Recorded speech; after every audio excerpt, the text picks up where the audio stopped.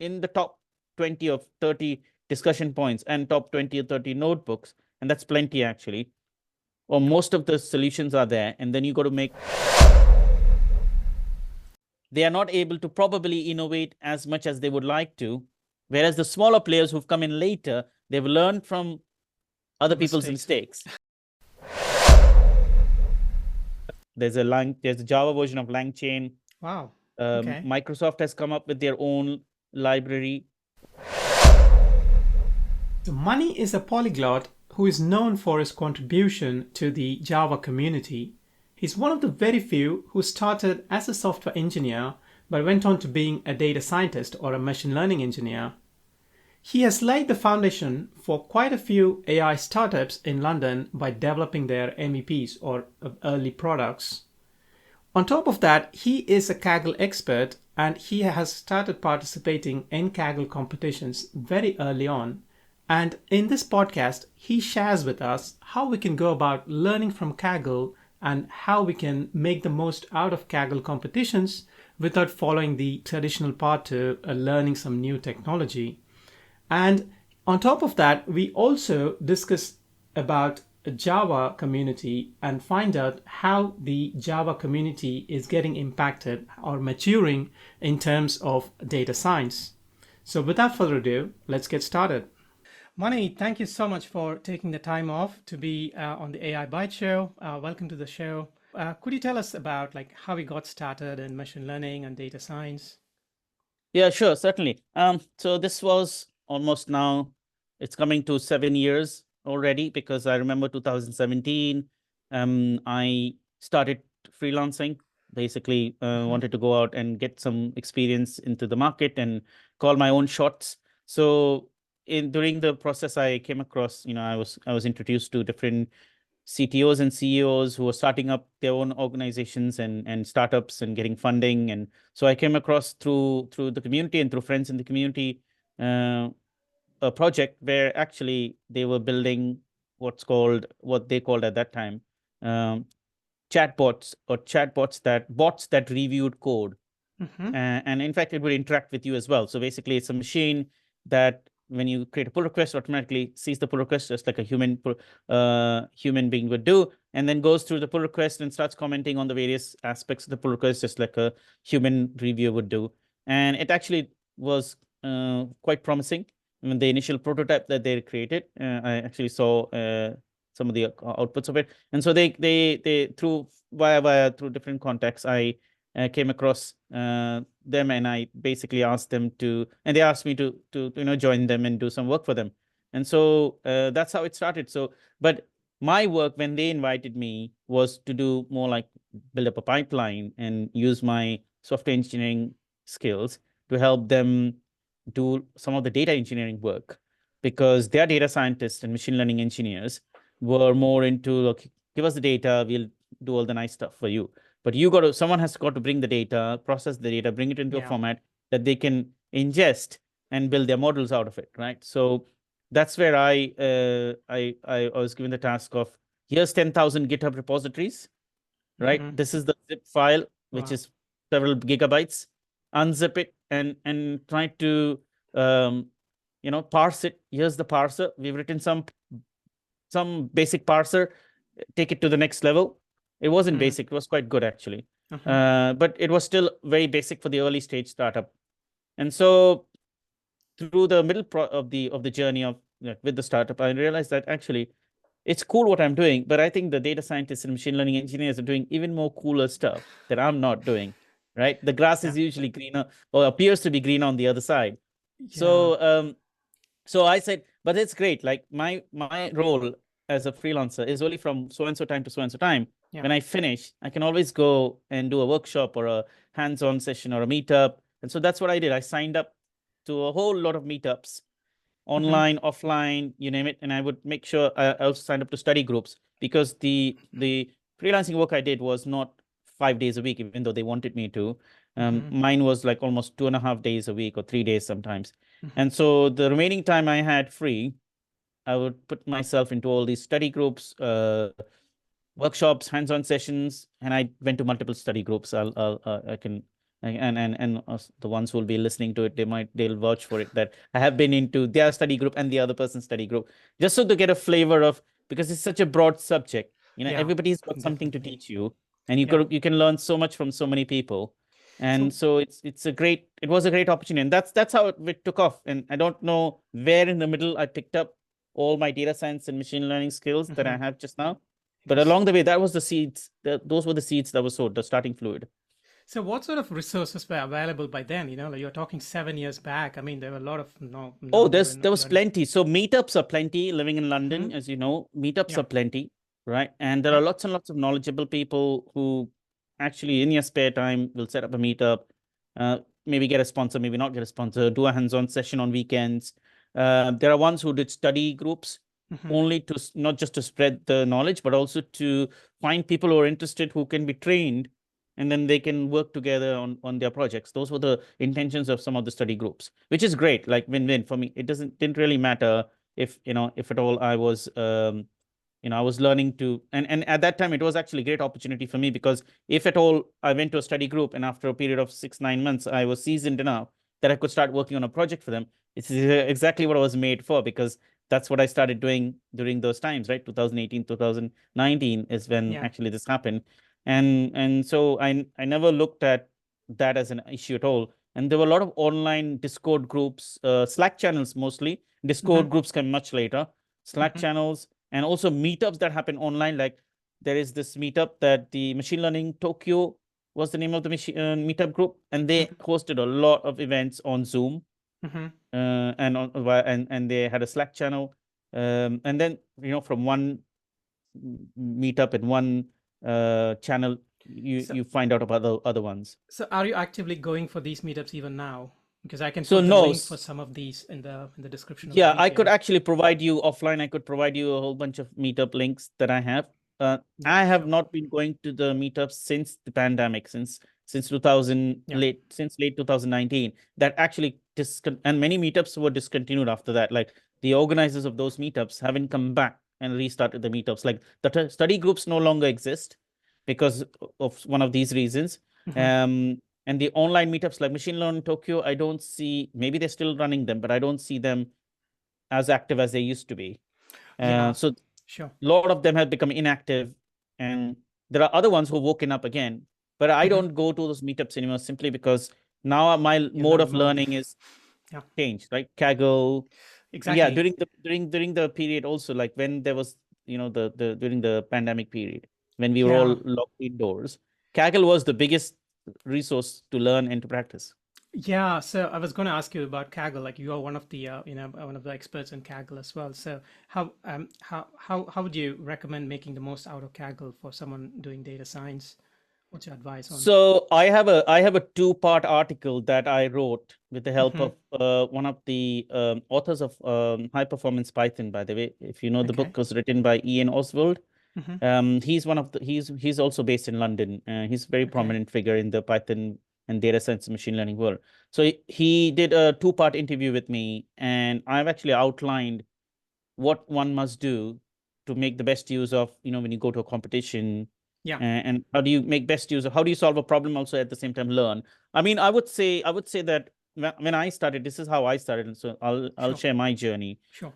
So I initially was, I don't know how it started, but someone invited me to pair with him to do a competition on Yeah. Kaggle, and I said, yeah, let's do it. And then I learned from him. At the same time, I was also observing how others were playing the game. Yeah. Basically, the thing to do is when you join in a competition, you read a lot of the messages in the discussion board. Yeah. And at the Yeah. same time, you try to study all the notebooks, like at least sort them by number of votes and number of comments and the hotness, and then shortlist them. And I used to shortlist them and put them in a Google Doc, Okay. in a Dropbox paper for myself, for my own reference. And same with the discussions, because in all of that, in the top 20 or 30 discussion points and top 20 or 30 notebooks, and that's plenty actually, or Yeah. most of the solutions are there, and then you got to make your own solution out of it, Yeah. right? So you don't start from scratch. The idea is to make the most of the out of the Kaggle Correct. community Yeah, that's build up on available what the there. community has already shared with you, because everybody has built up. And see, sometimes you can see from the solution itself, actually, I don't want to go in that direction because it Okay. doesn't look Yeah. like. And Yeah. then sometimes you can see, actually, that's quite innovative. and they've already created the data processing pipelines for you. Yeah. Why Yeah. not reuse them for a good purpose, right? Exactly. Why base? Exactly. And then you can learn. What I also was doing in some competitions is I would take somebody's notebook and refactor it and clean up the notebook and make it easier to read. Because a lot of the times the code, because the people who did the notebooks, they did to prove the point, Yeah. they would not write reusable code. And the purpose of doing that was twofold. One is the new person who reads it can read it now more clearly, but also for me, it was a learning process that actually the real deal is in this function, this function, and this function, and this is what it's doing. It's taking the data, and this is how it's processing it, and that's how you're getting that metric. And that's how when you have the targets and the results, you know how they all wired up. Yeah. Right? And then you can, then some people wrote some really innovative stuff with multiple models, and they would save the weights of their models, and you just download the weights and you use them in your pipeline.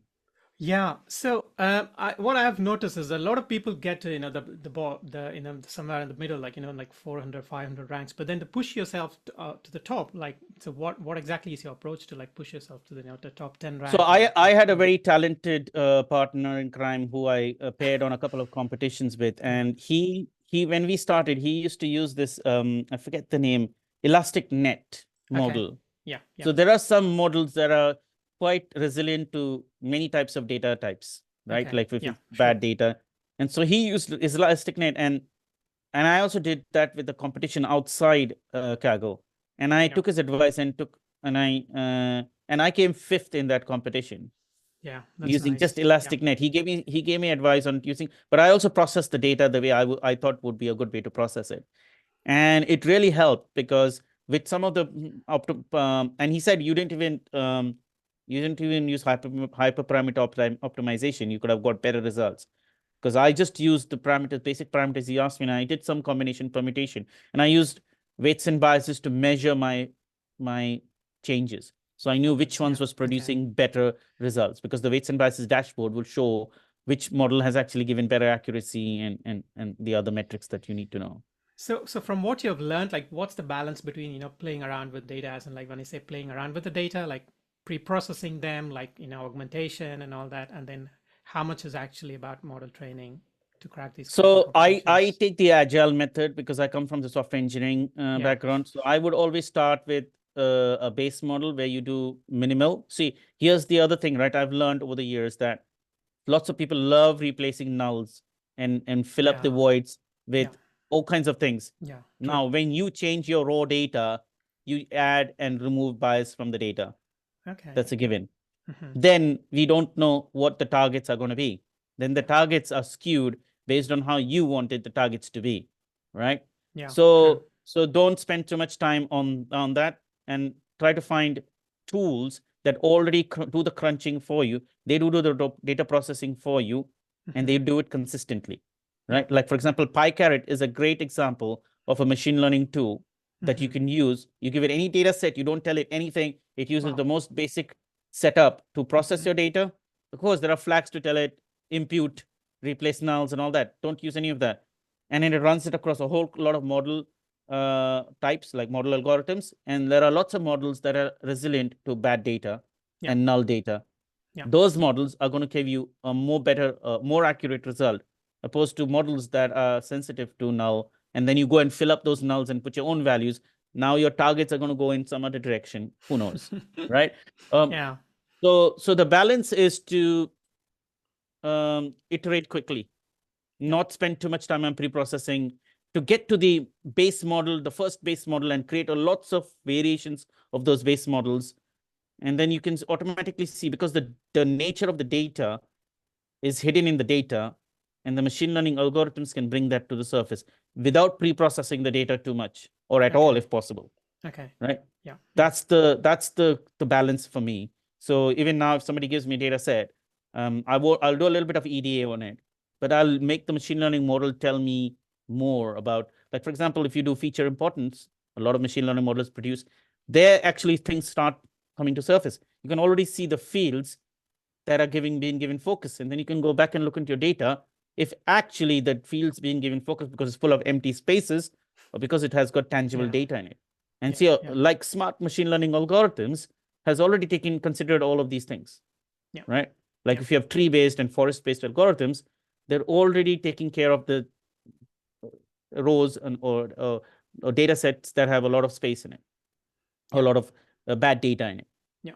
Makes Whereas sense. if you have other ones that actually, the moment there's bad data, it gives you skewed results or wrong results or doesn't work.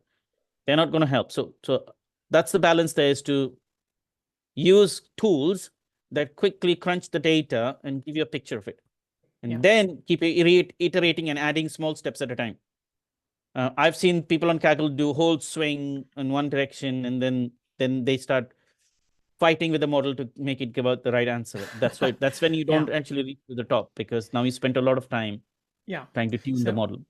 yeah, talking of these models, like a lot of participants are students, like who want to like dip their hands into machine learning. So, what sort of resources do you use? Like, how do you explore, like for GPU machine or something? Like, for example, like you want to keep as the models are growing day by day, like we need more resources, right? So, how are people going about it? So at that time when I was I just used my machine, which is now the GPU card is way outdated. But my GPU was working perfectly fine. We were doing a whole lot of training, and I used Kaggle Yeah. to do my training.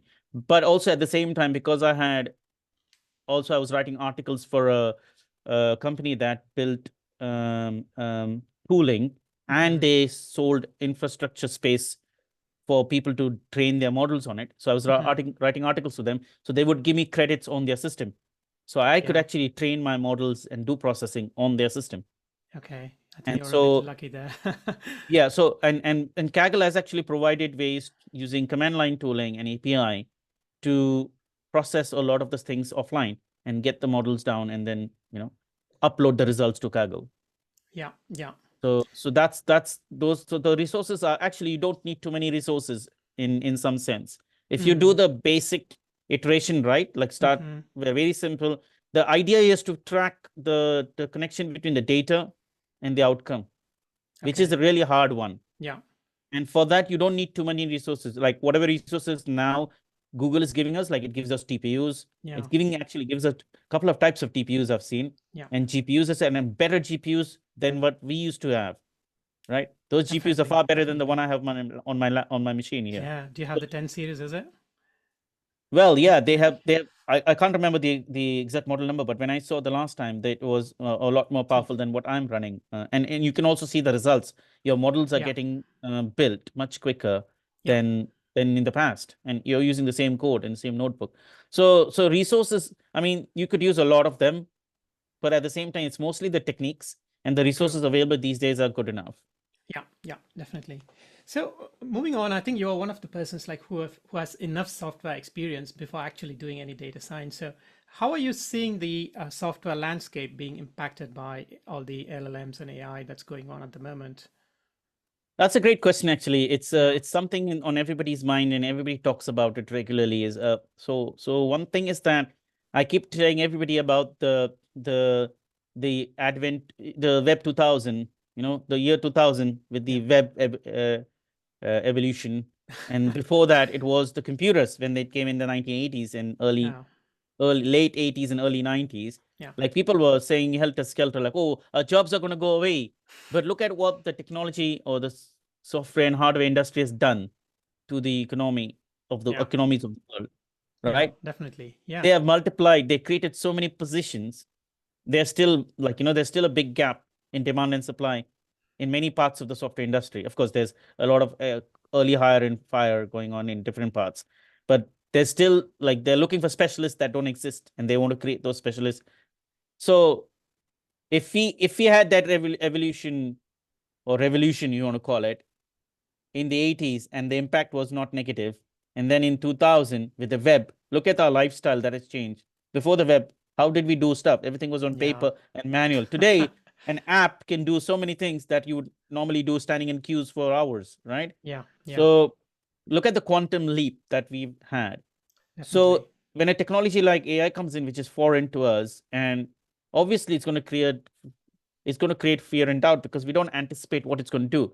Just like we couldn't anticipate in year 2000, we couldn't anticipate in the year 1990, right? Exactly. Yeah. So let's This is get the to same. This is the same or similar paradigm. Yeah, that's a wonderful Archetype. view of the general impact of AI. But as software engineers, like how is Mhm. everyday life being impacted? Can we get to the It will, specifics of yeah, like, yeah. yeah, So let's get specific, right? That's a great question. So it is going because to get impacted, right? Because it's, and I'm going to go back to the same example. When computers came in, my dad used to tell me that, oh, we've replaced all the manual typewriters with electronic typewriters. And then that was story 1 year. The yeah, next year, the year after, he comes and tells, actually, in addition to electronic typewriters, and in fact, the electronic typewriters might even go away. We have now introduced computers. You can do much more than what you can do on an electronic typewriter. yeah, So what happened is he had to learn first how to use the manual typewriter, yeah, right? And then he had to learn how to use the electronic typewriter because that's different from the manual typewriter. But now that he's learned the electronic typewriter, it was easier for him to learn the computer because it has a similar keyboard and slightly similar behavior, but a lot more sophisticated behavior. So right, equipping yourself with the new tools is what is the challenge that's before us. It will impact our lives, right? It'll impact us from us getting redundant, isn't it? exactly. Yeah, Because we need to stay relevant. exactly to stay relevant, you need to continue to see how the time flows and how and what tools. So, for example, as a software engineer, start using tools, and people are using GPT technology tools to ask questions, to Yeah, get configuration files, to get code snippets, right? yeah, The next thing, and people are already doing, is using things like Copilot and yeah, and many other models like Claude and you name it. It's not just Copilot who's now spewing out code. There are many models who are spewing out code and much better code than Copilot is doing, right? And yeah. so integrating Copilot with your IDE, which IntelliJ has already done that.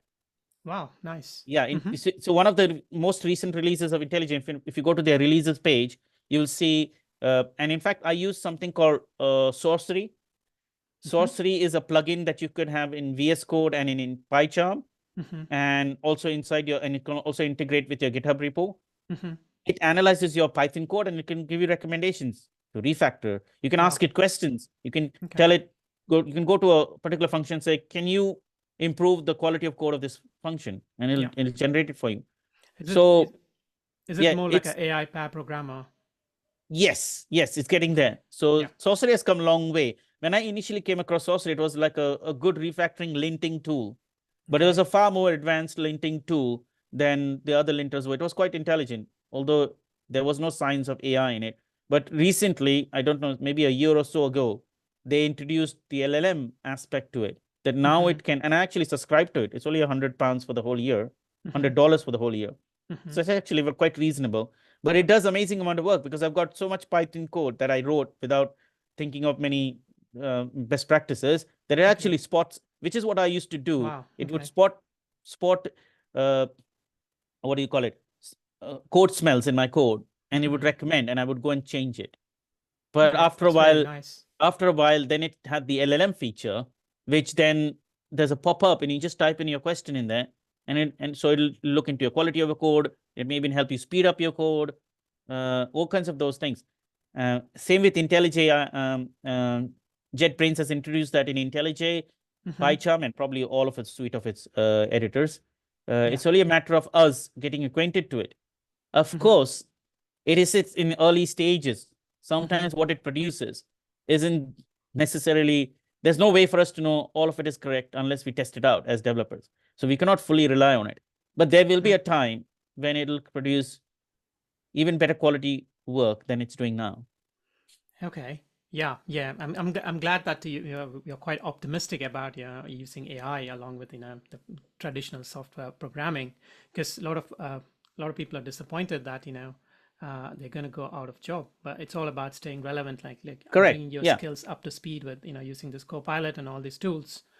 Yeah. I mean, Basically, it's the same example as a typist yeah, saying to yeah, a electronic typist saying to a computer stenographer or computer, whatever they call it, computer specialist at that time, whatever the title was of that job, mhm, that I'm going to become irrelevant. This computer has taken away my job. yeah, Or they can learn how to use the computer. So there is that difference here because the vocabulary and the language, and I'm not talking about computer language and programming language, the vocabulary and the language that the new technology brings with it mhm, is something one needs to get familiar with, because I do empathize. The typist may not understand the computer immediately, right? Because when we were in school, we were taught there's an input device, there's a central processing unit, there's an output device. Now that has become so complicated now that at that time, even then, it was a foreign thing for them, right? Because a typewriter is, everything is right there. You see, whatever you type comes out from the sheet of paper, right? And you have a ribbon. Whereas a computer is a lot more sophisticated and complicated than that, right?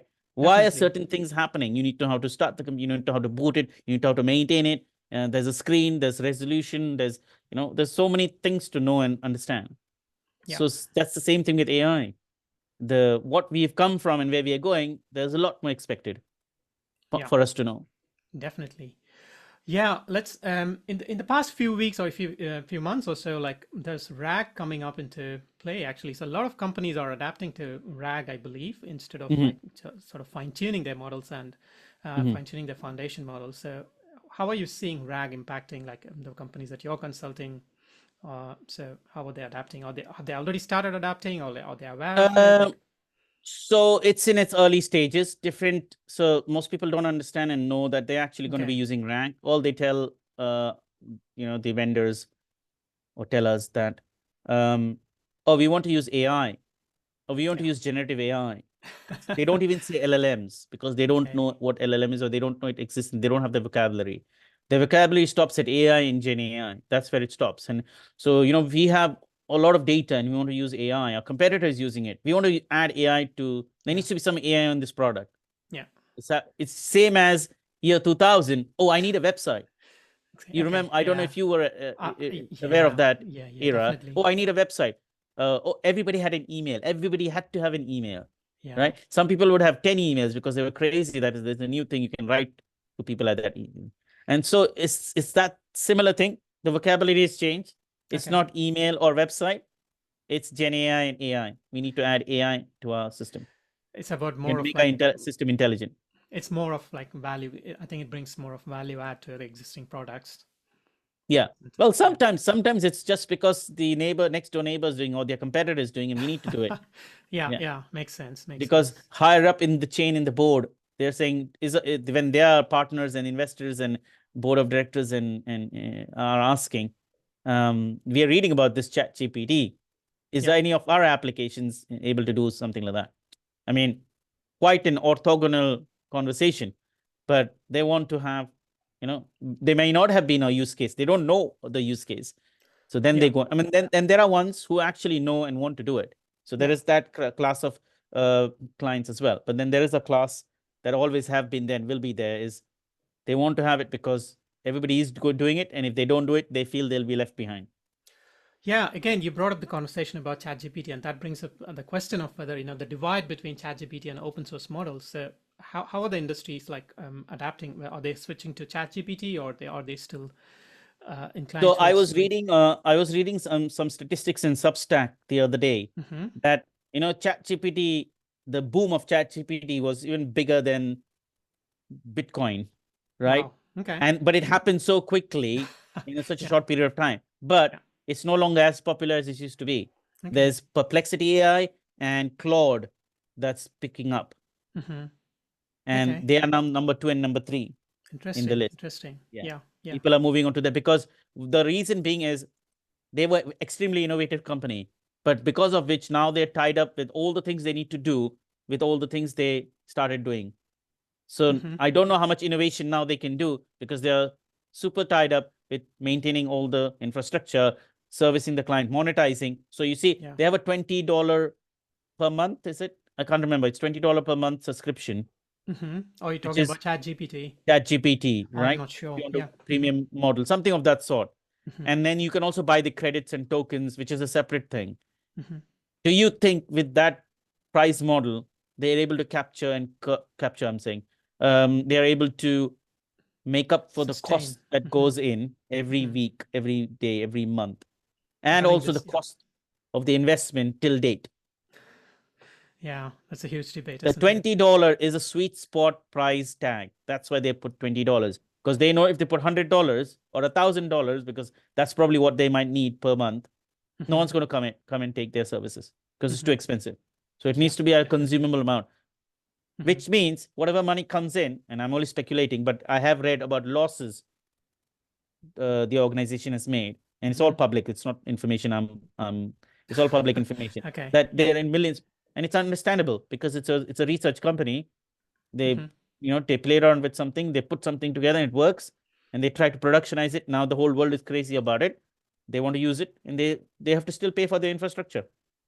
Yeah, definitely. Infrastructure So is a so huge because of bottleneck. which, so I'm coming to my point here is Yep. because of which they are not able to probably innovate as much as they would like to. Whereas the smaller players who've come in later, they've learned from other The people's mistakes. mistakes. Correct. Yeah. Yeah. Right. And they can do something better, more optimized. Like Claude, I'm really impressed. The amount of testing they do. They do more testing than most data science and machine learning engineering companies would do. Mm-hmm. So I was at one Interesting. of their sessions they ran in December. The amount Mm-hmm. of testing they do is mind blowing to Mm-hmm. just make sure that they don't introduce hallucination into their model or reduce hallucination in their model. Mm-hmm. So, Interesting. so, Yeah. so your to answer to your question, ChatGPT is not as popular as it used to be, Mm-hmm. and others are picking up, and that's always the nature of the industry, right? The Yep. latecomers are usually Learn from. the fastest, the innovators, the disruptors. Yeah. Yeah. Because they've seen the mistakes done by the early adapters, isn't Yeah, it? and they find newer and better ways to do the same thing others are doing. So Yep. I bet, like, when I think Claude monetizes their models as well. Um, I don't know how much work they need to do to get more popular, but Claude is now visible in many systems. Like Perplexity, you can Mm-hmm. choose between your models you want to use. Mm-hmm. So Perplexity is like an aggregator plus search engine. Okay. Um, Whereas Claude is totally dedicated on creating a model, just like ChatGPT is, OpenAI is. Uh, so yeah, Nice. that's my take on that question on ChatGPT. Yeah, so you're one of the very few people who have met like who's doing data science at the same time an expert in Java. So I'm really curious as to how data science has impacted Java. Like, My data science work is mainly using Python. I haven't found any tooling, or there might be tooling out there that actually helps with data science work. There are machine learning libraries and packages that are now being built in Java, or for some time, but they're not as popular as yeah, the ones you have in the Python world. can you name drop a few for the audience? Yeah, so there's a library called Tribio. In Okay, fact, on my GitHub repository, I can share the link with you in a second. I sure. have listed a number of machine learning libraries from the Java world, Mm-hmm. and hopefully, I must say that that list is quite outdated because that list must have grown to a bigger list that I have not found the time to enlist there. But there's a lot of new libraries coming up. Especially, they're also influenced by the generative AI world. So there's a Java version of LangChain. Wow. Okay. Microsoft has come up with their own library. Um, I Okay. think some kernel, I forget the name, semantic kernel. And Okay. so there's a lot of that happening in the Java Java world community. where they're Okay. Okay. inspired by the Python community. And actually, it's mostly the force generative AI is putting forward, which is causing people to go and innovate and take the time out. So this is a list of machine learning resources for the Java JVM world. The second link that I sent you. Yeah. So you can Sure. see I'll stick it in Trivio the is top on the description. list. Trivio is top on the list there. Then there are lots of other ones like Jenna. Then there are a couple of others. And I can't remember one more. There's another one that I actually presented long ago, and it should be in here. But this list is by far the smallest list because there's more packages and libraries being built. Um, Okay. but But all who are the users of these? Like, so is it banking or like which sector is using? at the moment, it looks like it's a lot of community users. I'm not sure, and I cannot quote. You can't quote me on this. That if there Mm-hmm. is a commercial, and there might be commercial entities using it and we don't know, because things that are in the open source, Yeah, we will sure. never know You never usually if know. a commercial entity is using, Yeah. unless they go in public and say, yeah, we only, or they share their work with the community, Yeah. and then you can see in that work, oh, they have used this and that open source library. There are such companies I know that are big on the, or at least there's to be companies that I know that still exist, but they used to be big on open source contributions, and they're Mm-hmm. mellowed down a bit now. So given that like all these foundation models, they're all built in Python and like, is there a way to interface between Java and Python? Like how do we go about that? So Java has many ways to interface now with the outside world. I haven't looked into deep dive. I haven't looked deep dive into how how these other libraries are working. But for example, if they are talking to something like OpenAI, then all they need is API calls, right? There True. is no Yeah. other more specialized implementations not required. But there are others that are so I haven't seen, and there might be Java libraries that are talking to local machine libraries, like Okay. standalone LLMs that you can download and run on your local machine. I will want to see when they do that, how they do that. But there's one more development in the Java world that not many people know of because it's fairly early. But even though it's not too early, it's been there for 10 years now. There's a technology called Graal VM and the technology called Truffle, which Okay. I have been following for quite some time. Um, Truffle is a language writing framework. That means if you want to write a language on the JVM and run that language on the JVM, you do Okay. it through the Truffle framework. So the Truffle gives you a skeleton of a language, of what the grammar of the language is made up of, all the things that needed. So it allows you to write a compiler for a language, and it gives you the vocabulary for that language. And the end result of the compilation using Truffle in a language that you write is bytecode in the JVM world, which can further be converted into machine code, Yeah. which it also provides. There's something called a native compiler. So it's very interesting actually. So Graal VM is actually, it's how to explain that. It initially was created to replace the online Java compiler. Okay. Okay, so compilers are offline and online. Yeah. Offline compilers are the ones you compile on your command line. So if you're coming from the Python world, then you don't see that because a lot of it is interpretation, right? True. Although you have Cytin and there are other Yeah. uh, libraries and packages that you could use to compile your Python code, but it's fairly limited. It's not as C++ and native image compilation goes in the Java world. Yeah. So offline compiling is you have a program like a binary program that you point to your source file, and it'll compile that and produce something out of it.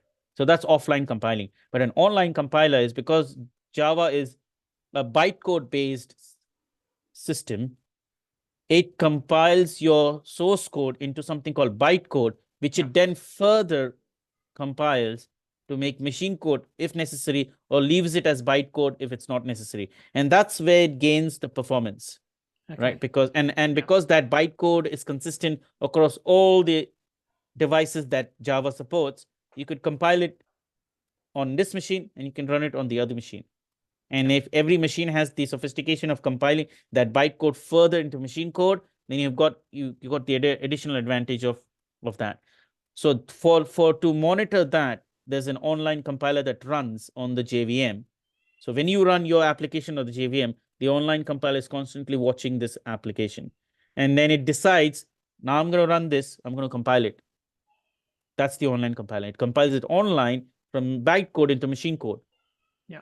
And then it watches, did I make the right decision? If it made the wrong decision, it reverses that. And the next time it will not make that decision again. Okay.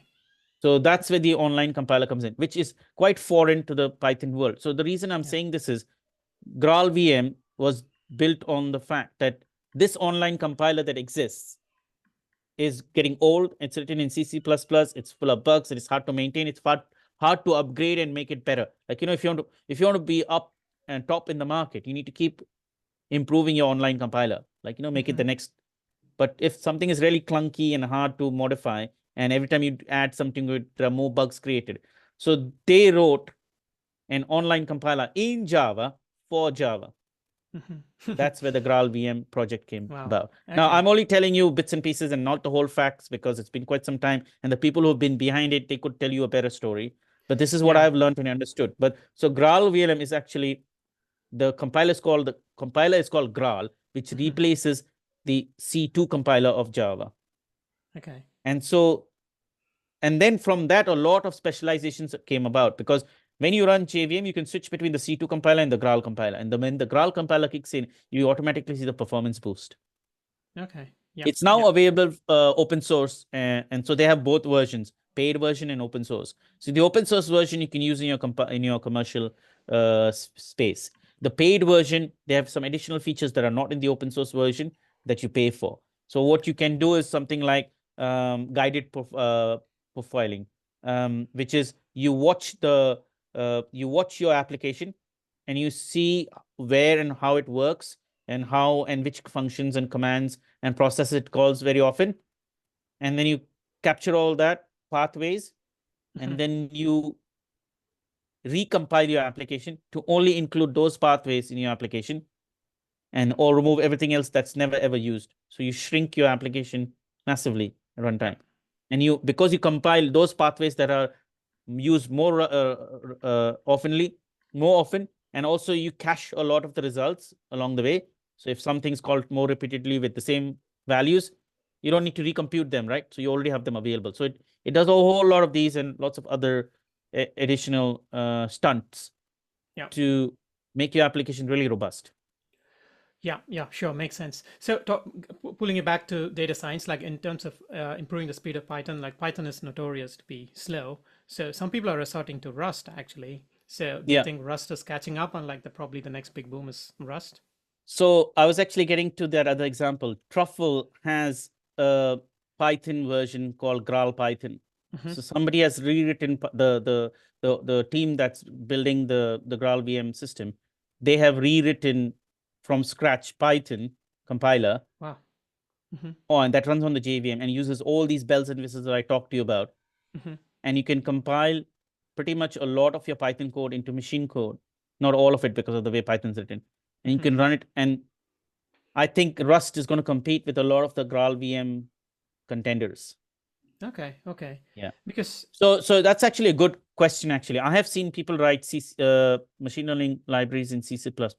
Yeah, purely for performance reasons, isn't it? Yeah. So the quick answer to your question is yes, Rust will give them their advantage. People also using Go, but Go is more for platform development. I don't know if Go would be handy for machine learning data science. But Rust is picking up a lot for data engineering, data science, machine learning. Mostly data engineering and machine learning. Okay. And do you use it in your day-to-day? I know you. I don't know. I have a colleague who has been using it and playing around with it. I've seen some Rust. It looks quite familiar to any other programming language that you've worked with, maybe Python as well. But I haven't personally used Rust, but I'm seeing this picking up quite a bit. Yeah. Okay. So let's move on to some learning resources. Like, so if for someone getting started in data science, like what sort of what sort of path do you ask him to take? I think I'll still lean on saying Kaggle is a great place to learn. Okay. It's a great community. And if one is organized, they can find their way around Kaggle and start looking at the research, because Kaggle has also become quite organized and a lot structured. The searches are much better. Things are in the right places. Tagging is done. So you can find the right things. And also, if you're lost, you write a question on the discussion board, you'll get answers pouring in from everywhere. And in no time, I learned the same way. Like whenever I was lost or had a question or doubt, I would post a question, they would come back with answers and it would help me. And then I would take those answers and post them back into the forum saying, these are the things I learned. These are the resources you want to go to. So that's I would say, an environment like Kaggle is a great resource to surround yourself with, especially for data science and machine learning. Okay, so it's all about integrating with the community and like interacting Correct. with them. Yeah, learning today, like it used to not be when I started learning, is a collaborative effort. Okay. Learning is a collaborative, interactive effort. It is no longer just read the book, and because working is a social, collaborative, integrative, interactive effort activity, isn't it? Yes, definitely. Those are great words, actually. So yeah, and it's changing. See, this is a challenge. If the old school thinkers cannot adapt to it, they will feel, oh, these new things have come and it's taking away my job. Right? And I have been in those positions, and then I had to beat myself up and then rise up the game. Just like I did in 2017, 2018. Everybody was doing machine learning and data science. I was doing software engineering. No, to wear that hat as well. Exactly. Yeah. Talking of learning, like the field is evolving so fast, like, in the past, 2 years, especially, it's very exponential. So what is your advice on like keeping up with the speed? Obviously, you mentioned something about meetups, and then you mentioned about Kaggle. Like, how do you keep up the speed? depending on what one's level is, like let's say that we are all new to LLMs, right? Yeah. I would say deep learning AI has produced a lot of resources and videos. I would say there are lots of articles on Medium Sure. on LLMs, and pick one simple thing that one understands. Hmm. And the other thing is there's a lot of hype, right? Yeah. And so that hype makes us feel, oh, the field is moving so fast. But actually, if you go in reality to any organization, right, to productionize a system takes forever. Yeah. Right. And when you Definitely. productionize it, you spend so much effort and so many things. The real AI, there's only a little bit of it where there's effort put in, but all the effort is put on all the layers around it. Yeah. True. True. So compare that AI and that productionized system to where the industry is. The industry is not in the realistic place. It's not in the productionized place. Because if the industry has to productionize what they had to do, then it'll be a lot more complicated and slower. Yeah. What the industry is showing us, like now, there are innovators in the industries who what I'm saying are going to disprove me because they are much faster and better and they're producing real. But how many of them they are? Probably a handful of 5 or 10. The remaining Definitely. 99.99% is still adapting and slowly adapting. So we are never behind. So if Yeah. you learn anything that's going on slowly, you'll catch up with the rest of them. You'll So be in the that 60. Yeah, so that leads to question of like, so now how many companies are trying AI and then giving up actually? So this is in my mind for a long time because I've personally come across companies like which tried AI and like Mhm, tried machine learning models and then they said mhm. like you cannot replace humans, like the human like someone validating something visually is far better than actually validated by a computer vision model, for example. So Yes, very true. I don't know when they did this, but the fact that now a lot of stable diffusion models and a lot of computer vision models are a lot more advanced and sophisticated. A lot of if they're large models, or even if they are small models, if they're built with the similar architecture as what the large language models and models are being built on, with the idea of generative AI embedded in it, and if they're using the more transformer like technologies, and there are probably better technologies than transformers that someone was telling me. Transformers is like things of yesterday. There are better where the model is actually, before it writes something, it actually goes back and checks and then writes and then checks, which transformer model is not doing. It's only doing like what it understood from the previous cues. And so if you use those kinds of technologies, they are going to be better and they'll give better results. I'll say better. I won't say human replacing results. But there are also cases where they actually compared average human, a genius human, and all the models, and you'll see some of the models are far ahead than even a genius human. So it's also subjective to what they use it for. Like, yeah, if their purpose has failed, there could be so many parameters we don't know, right? Did they use the right model? Did they give you the right data? Did they use it correctly? Were their um, analysis, post-mortem analysis of their results correct, right? true. Did they start off with the right goal? Like, no, Yeah, this is what I want. yeah, So those are the parameters we don't know. And yes, the models in the past were not as sophisticated as we have them now. So I would say give it some more time. It'll already start disproving us. It has true. already started doing it. Yeah. So if you look into the models of today and the models that are going to come in tomorrow, they're going to be far better. They're already starting to get better. Like I use this tool called Leonardo.ai to generate Mm-hmm. images, mind-blowing images, and not okay. Some of the images you can see the deformities in it, Yeah. but the images that are spectacular images, they're like most of the images are like you can't find flaws in them. But in the past, I used to find a lot of images that were deformed. Similar with text, like I've used Perplexity. Recently, I used Gemini. Then I used ChatGPT a lot. In our organization, we have a closed version of ChatGPT that sits inside our closed network, and I Mm-hmm. use all of that. And the answers that are coming out of that is great, amazing. Like I give it configuration files and code snippets to analyze and Mm-hmm. say, what's the problem in here? How can we improve it? Things like that, Mm-hmm. and explain to me what's happening here. Like if it's a complicated piece of, Yeah. yeah, because I don't have the domain knowledge, and it'll take me a while to get the domain knowledge.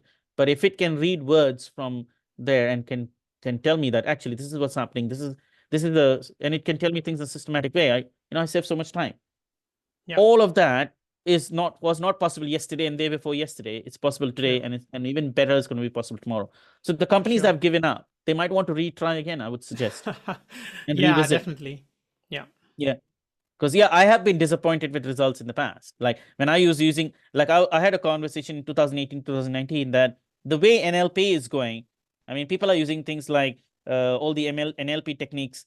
You're not going to get very far with the way answers are coming out, because even the transformer model that you see, it's using amazing guesswork to tell you, because for a sentence, there's a probability it's only going to be 2 words, and it'll probably get half of the time right. And there are some sentences, the probability is going to be, it's going to be only this word or no word. It's going to get it 100% right? So it's playing with chance. But with the way generative AI is working now, it's hard to comprehend how it's actually coming out with that right word at the right time, because the probability calculations are even more complicated for us to comprehend, right? Yeah. Yeah. And I don't know if Definitely. we want to go this far, that because of the way we have put all our technologies together, there's this something called emergence that is happening. I'm not sure if you're familiar with the, or maybe you are familiar with the concept of emergence. Can we hear more about it for our Yeah, audience? so there's a book written, and I will actually share the link. It's one of my favorite books. I actually give it away to people, and I've read this book quite a few times. Um, let me get you the, Yeah, sure. I'll put it in the description. yeah. So the book is written by someone by the name Steven Johnson, or no, John Stevenson John. Let me actually get you the, let me, before I give out wrong author. So the emergence is, if you study the ant colony or the bee colony, they automatically, there's emergence that arise out of their behavior. They are automatically behaving in a way that brings in order in their chaos. So that's, so when a lot of things that seem like happening randomly, okay, I have, here's the book and the author. The name of the author is Steven Johnson. So I'm going to paste it in the chat here, and you'll see that he talks about lots of things, like he gives examples like uh, slime molds, right? For example, some of them are multicellular organisms, but if the weather changes and it's conducive for them to be multicellular, they conducive for them not to be multicellular, they break into single cells. But then again, when the conditions are right, they all unite again to become multicellular. They only do this to conserve energy, because as a multicellular organism, they conserve a lot more energy than as single cellular organisms. So what's the explanation of this? Can we build a technology just like that? We have to learn something from technologies like that, right? So this book covers a lot of those kinds of ideas. The ant colony, the bee colonies, they have a code of conduct, and no one has told them anything. They just behave their own behavior. Like if you put a few ants together, they'll behave differently. If you put a bigger number of them, they'll behave, and as you keep increasing the number, they'll behave differently. But if you reduce the number, the behavior is different. So emergence comes out of this chaos, right? They behave in a coordinated fashion. So similarly, is our large language models or generative AI technology, because of the way we put things together, because there's some debate that even the experts and scientists are not able to comprehend or explain how any LLM works fully. Of course, they are able to tell good parts of it, but why is it able to come up with the answers it's able to come up with? Yeah, I'm not sure. You must have heard this. I mean, I'm sure you've heard of this because it's common conversation going in the industries. If so is it randomness or is it emergence? It cannot be so much randomness that it's always getting it mostly right, isn't it? Yeah. Right? True. Can it be that's, say, randomness is like most of the time it'll be wrong. Only few times it'll be right. That's why it's called random, right? Yeah. But it's so much randomness that it's most of the time it's getting it right. Only a few times it's getting it wrong. So is it emergence or randomness? It's So I highly definitely recommend emergence, I think. yeah, but people are dreading to call that, because imagine if it's emergence, that means we've now suddenly built a system that has got some sort of intelligence far better than most of our average human beings. Should we stop AI research here, or should we progress to AGI? If the way our current research is going on and emergence is automatically coming out of it, what is to say that that itself is not AGI or a form of AGI? right? Can we disprove that? Definitely. Yeah. Yeah. Fantastic. It's like, has it passed the Turing test? Yeah. That's a great question. On that note, Mani, yeah, thank you so much for being on the show. I mean, we brought up some amazing topics which I never thought we'll discuss about, and it's been a truly valuable an hour spending time with you. Yeah, thanks so much, and I look forward to talking to you in the later episodes. Thanks for Sure. taking Thank you time very off. much, Srinivasan. Yeah.